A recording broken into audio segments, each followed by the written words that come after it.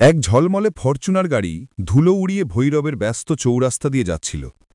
গাড়ির ভেতরে বসেছিলেন সৌরভ, এক সফল ব্যবসায়ী। হঠাৎ তিনি ড্রাইভারকে বললেন, আসলাম, গাড়িটা একটু থামাও, সামনে জ্যাম মনে হচ্ছে, এত তাড়া কিসের? আসলাম গাড়ি থামিয়ে দিলেন। সৌরভ জানালা দিয়ে যার পাশে তাকালেন। হঠাৎ তার চোখ আটকে গেল এক মহিলার দিকে।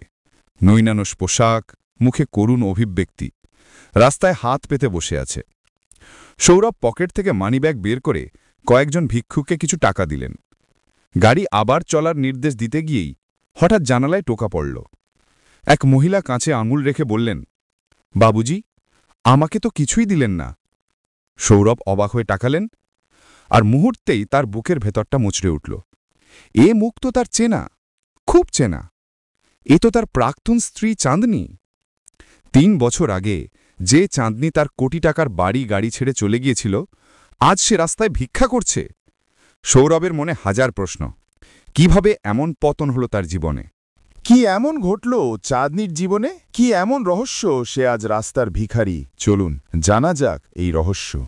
তখন ভৈরবের দুর্জয় মোড়ে তীব্র যানজট। ফরচুনার গাড়িতে বসে সৌরভ ঢাকার পথে যাচ্ছিলেন। দয়ালু মানুষ তিনি, তাই কয়েকজন মহিলা যখন হাত পেতে দাঁড়ালেন, সৌরভ তাদের কিছু টাকা দিলেন।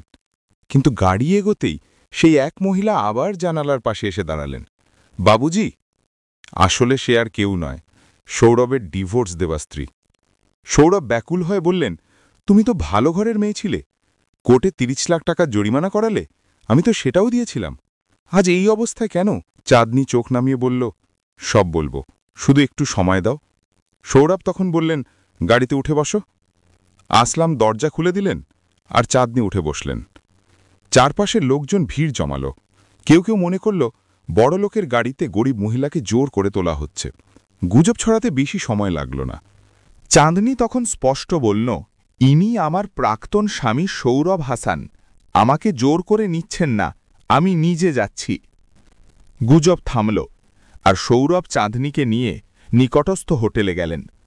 ড্রাইভারকে বললেন, চাঁদনীর জন্য একটা ভালো শাড়ি আর জুতো নিয়ে আসো দেখি। চাঁদনী স্নান করে নতুন পোশাক পরে এলো।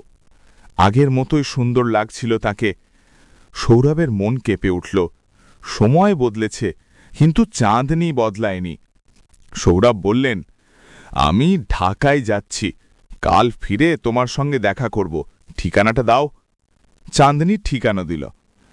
ঢাকায় পৌঁছে সারা রাত ঘুম হয় না সৌরভের।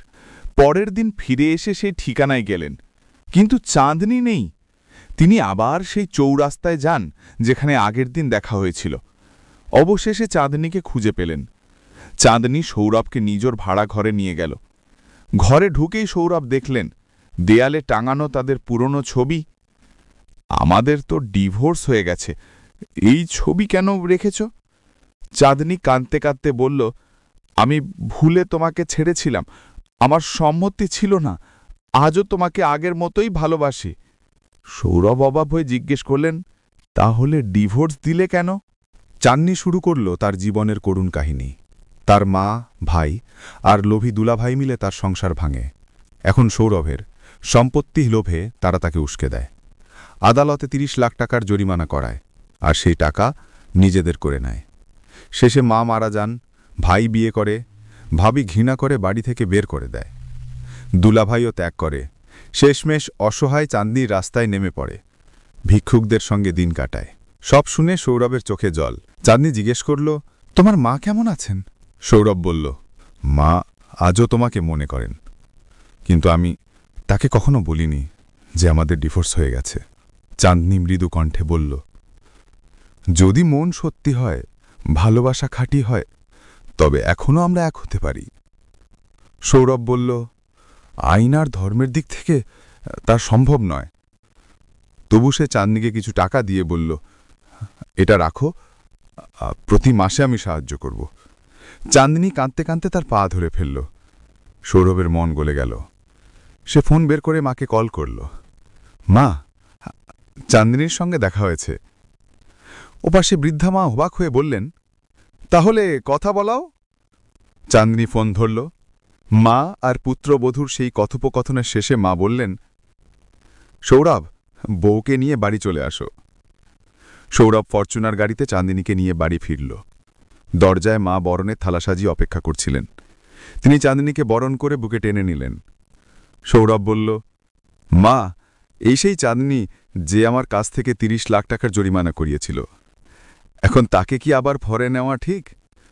মা মুচকি হেসে বললেন, ভুল করলে মানুষই করে। যদি সে ফিরে আসে তাকে ভোলা বলা যায় না।